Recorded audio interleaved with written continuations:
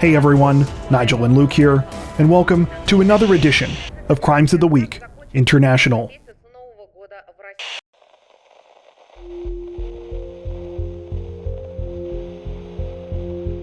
Authorities in the Chinese Special Administrative Region of Macau say that 2 people were arrested on a number of charges last week after they were linked to the gruesome murder of a suspected illegal money changer at a local hotel casino. The case began at around 5 p.m. on August 7th, when the victim's body was discovered inside of a hotel room at Wynn Palace, a luxury casino resort located on Macau's famous Cotai Strip. The victim, identified only as a 40-year-old man from Hong Kong, was found in the bathroom of his room. He had an 8-inch wound to his neck that is believed to have killed him.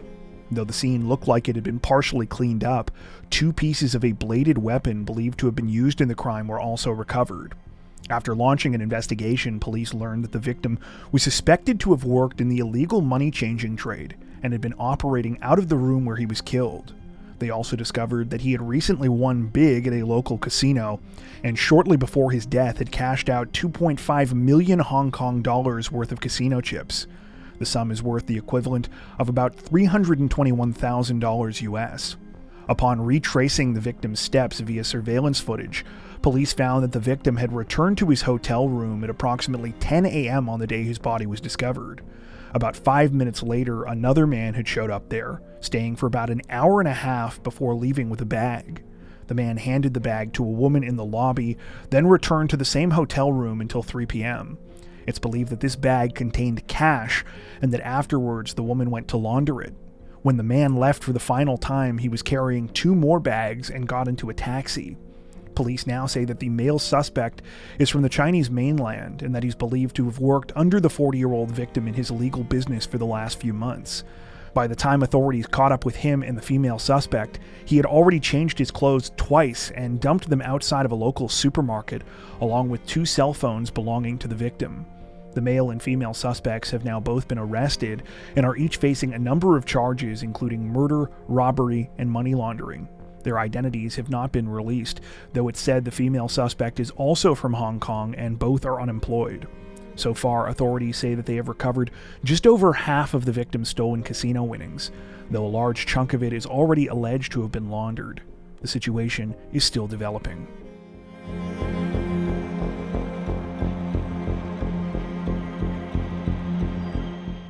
Authorities in the Russian Republic of Dagestan say that they are investigating the aftermath of a wild and dangerous scandal in the world of professional chess after a player was allegedly caught red-handed trying to poison her longtime rival. The whole thing took place on August 2nd during the Dagestan Chess Championship. Shortly after sitting down to play a game, one of the competitors, 30-year-old Umayganat Osmanova, began feeling strangely. There was a strong metallic taste in her mouth, followed by intense nausea and dizziness. Osmanova received medical attention and thankfully was okay. However, she quickly told officials at the event something else that sent up red flags. Around the same time that she had started feeling sick, she noticed what looked like tiny metal balls falling from her chessboard. When officials reviewed surveillance video of the room where the matches were held, they couldn't believe what they saw. In the footage, another player, 43-year-old Amina Abakarova, could be seen walking into the space ahead of time. She puts down a bag before heading over to the chessboard where Osmanova was going to be playing. Seconds later, she can be seen brushing something onto the board and some of the pieces before walking away. This footage was immediately handed over to police, who now say that the substance Abakarova put on Osmanova's chessboard was mercury. She allegedly cracked open an old thermometer and planned to use the heavy metal to knock her longtime rival out of the competition. During a confession following her arrest, Abakarova reportedly told investigators that she had carried out the poisoning because Osmanova said, quote, "nasty things about her and her relatives behind her back." Despite the serious dangers associated with mercury poisoning, she claimed that she only intended to scare the 30-year-old and wanted her out of the competition. Unfortunately for Abakarova, it seems that her plan was a failure by pretty much every metric. Not only is she now facing up to 3 years in prison and a lifetime ban from professional chess, Osmanova still felt well enough to continue on after receiving medical treatment. She finished the tournament in second place, taking one of the top prizes.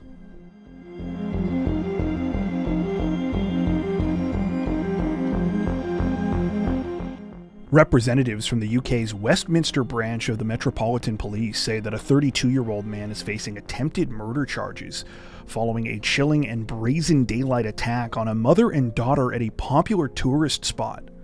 The disturbing incident took place shortly after 11:30 a.m. on August 12th, when the victims, identified only as a 34-year-old woman and her 11-year-old daughter, were heading through West London's Leicester Square.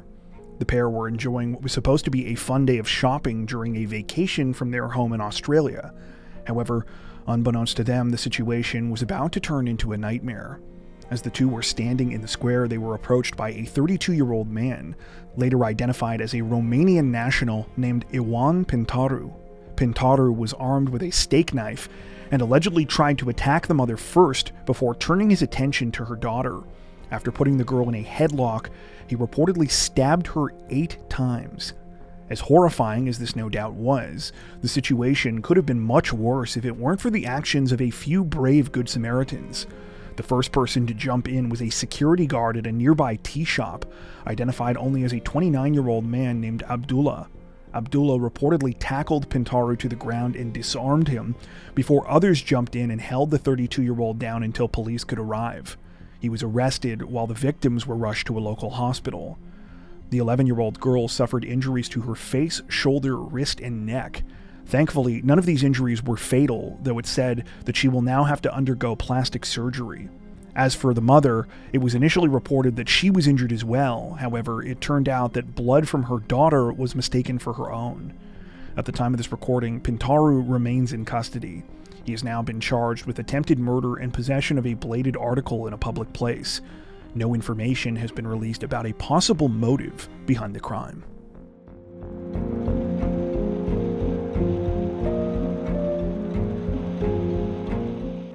An Australian community has been left devastated and in mourning this week following the murder of a 10-year-old girl at the hands of her own mother.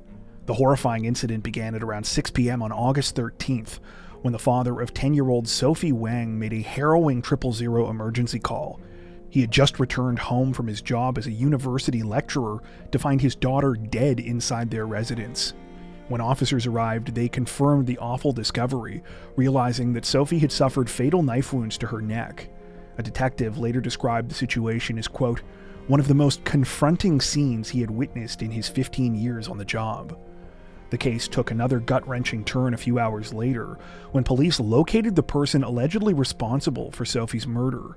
They have now identified her as Sophie's mother, 46-year-old Yingying Xu. Xu was reportedly found by authorities parked in her car a couple of miles away from the family home in the Gold Coast suburb of Carrara. Witnesses said that she had been there for hours and appeared to be upset and agitated. While Xu is now facing murder charges in connection with the case, police say that they are working to figure out whether the killing was premeditated. They say that they are also investigating extremely unsettling social media posts that the 46-year-old made in the hours before the crime. Videos in which, among other things, Xu stated that she believed Satan had taken over her soul.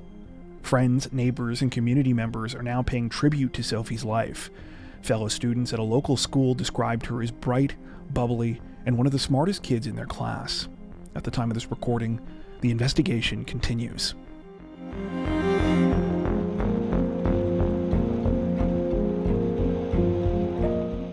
Representatives from China's top court are vehemently condemning a disturbing act of violence this week after a man allegedly murdered a judge following a recent ruling in traffic court that he felt didn't go his way.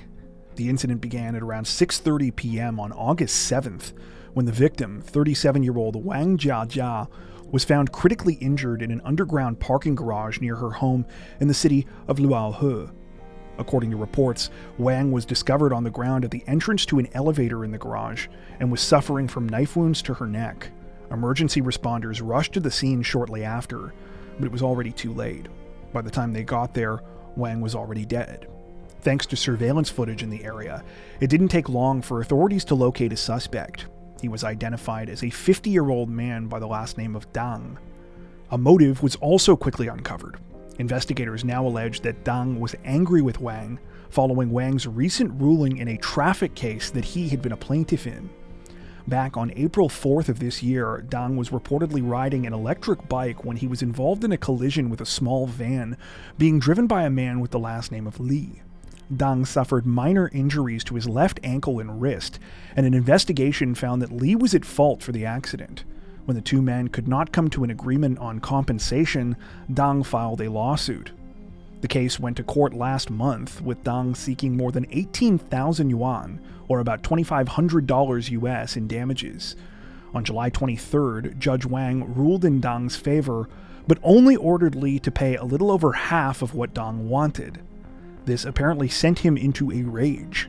Instead of appealing the decision or otherwise seeking legal help of any kind, Dang allegedly decided to handle his grudge with violence.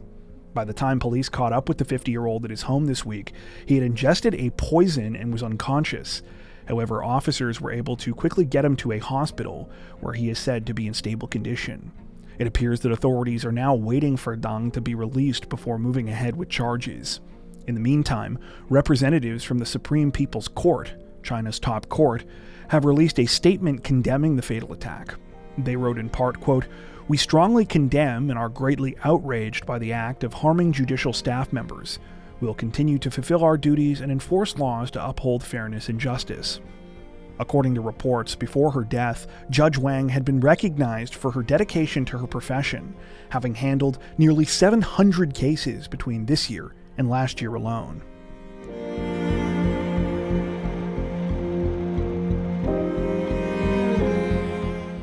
Authorities in the Malaysian state of Terengganu say that a 65-year-old man is in hot water both legally and domestically after he allegedly reported a fake crime to police to try and avoid an argument with his wife, and the whole thing spectacularly blew up in his face. The incident began on August 10th when the man, identified only as a 65-year-old security guard, called police to say that he had been robbed. The man explained that he had been on his way home when he stopped at a gas station in the town of Kijal. While there, he used an ATM to take out 1,100 Malaysian ringgits, or about $240 US. He got back in his car and had only traveled a short distance when he claimed that he had come across two Rohingyan men who asked for his help. One of the men said that he needed to get his friend to a local clinic. The security guard stated that he had just stepped out of his vehicle to investigate when one of the men pulled out a machete and pointed it at him. They then robbed him of the money that he had just withdrawn, which he said was the entirety of his recent paycheck. After hearing the report, police launched an investigation. However, it wasn't long before the 65-year-old admitted that he had made the whole thing up. He had never been robbed. Instead, he had spent all of the money he claimed was stolen and was simply afraid to tell his wife. Well, apparently the man now has even more to worry about, as in addition to likely getting reamed out at home, he's under investigation for giving false information to police. At the time of this recording, he still has yet to face formal charges.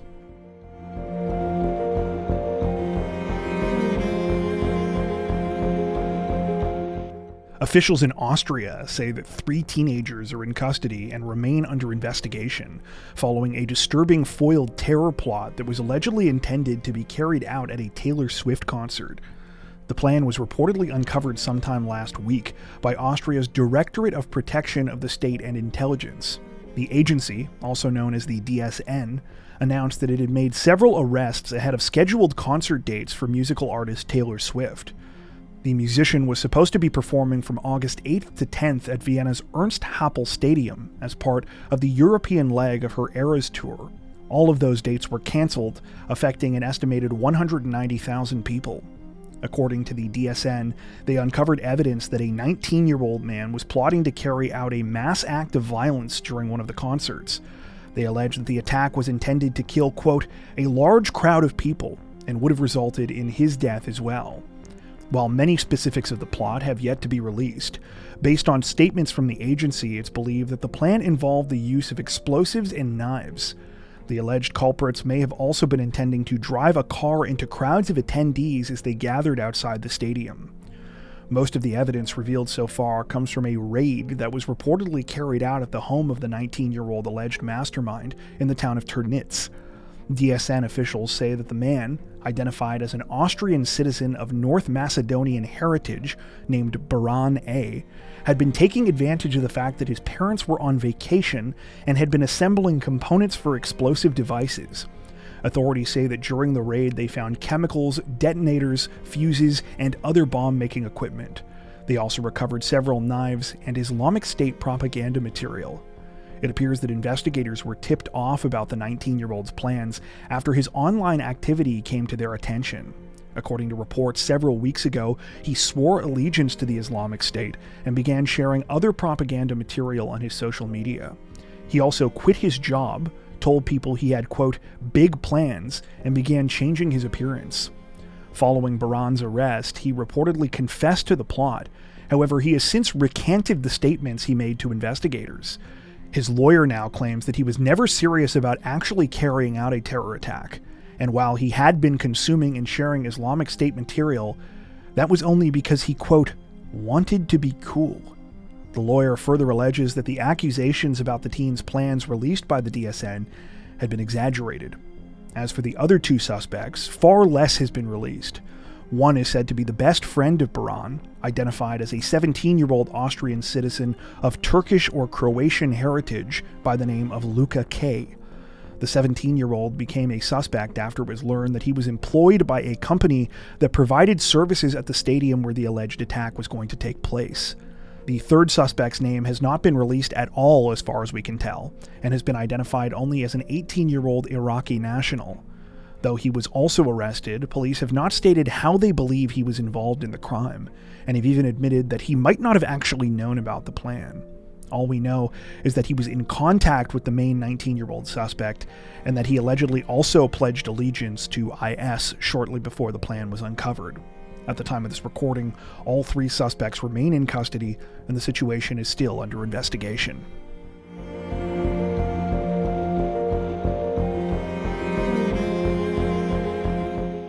Authorities in Turkey say that at least 5 people are injured this week following a terrifying knife attack, a crime that was broadcast live on social media by the alleged teenage perpetrator. The incident took place sometime on August 12th in the garden of an outdoor cafe in the city of Eskişehir. Patrons there had just finished praying at a mosque next door and were in the middle of enjoying some tea and conversation when out of nowhere things took a horrifying turn. According to reports, as the victims were seated in the outdoor area, they were attacked by an 18-year-old man, identified only by the name Arda K. Arda was armed with 2 knives and a small axe, and was dressed in a black protective vest, helmet, camouflage pants, and a balaclava. A camera mounted to the teen's chest recorded and broadcast live to the social media platform X as he appeared to indiscriminately attack anyone he could get his hands on. Though the 18-year-old was quickly taken down and arrested by police who responded to the scene, unfortunately, that wasn't before he managed to hurt several people. At least 5 people were hospitalized as a result of the attack, with 2 said to be in critical condition. So far, only the initials of the victims have been released, though it's said that they are between the ages of 57 and 87. At the time of this recording, many unknowns remain about the awful situation, due in part to a court order restricting the publication of details about the case that officials say could prejudice legal proceedings. However, by the time this ruling had been made, several stories had already been released offering some potential insight into the crime.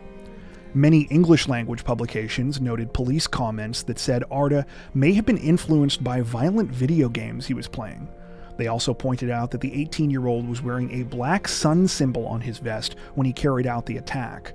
The symbol originated in Nazi Germany and has since come to be associated with modern neo-Nazi groups. Many of the Turkish media sources we came across went even further, though. They alleged that a 17-page manifesto was left behind by the teenager, which laid out his disturbing intent. According to these sources, the 18-year-old wanted to target immigrants, Syrian children, and LGBT individuals. It also stated that he had originally planned to attack the Turkish Communist Party building, but that he had decided on this week's location because he, quote, had to carry out this attack much earlier than I had planned. Equally as disturbing, the 18-year-old reportedly cited several people he admired and said that had influenced him. These people included Anders Breivik, the 2017 Las Vegas hotel shooter, the Christchurch mosque attacker, and Timothy McVeigh. All that being said, take this with a grain of salt, as although the details have been widely reported across Turkish media, it appears that the manifesto has not been officially confirmed and verified by police. Currently, Ardo remains in custody. According to authorities, he had no criminal record prior to this week's events. Before we wrap up, we'd like to take a second to give a huge shout out to everyone who has made it this far into the video. Seriously, thank you so much for watching. If you found today's upload interesting and informative, we'd be honored if you consider liking and subscribing, as well as hitting the notification bell and selecting all notifications to stay up to date with our latest releases. If you're looking for additional ways to help support the channel, we'd love to have you join us over on Patreon. Patrons get ad-free and early access to all of our content, as well as 4 additional stories per week for each of our Crimes of the Week and Crimes of the Week International videos. You can learn more at patreon.com/crimezone, where you'll also find some of the fine folks whose names are currently on screen. All that being said, we understand that not everyone has the means to support financially, and that's totally okay. We appreciate every like, sub, share, and comment that you send our way. Once again, thanks so much everyone, and take care.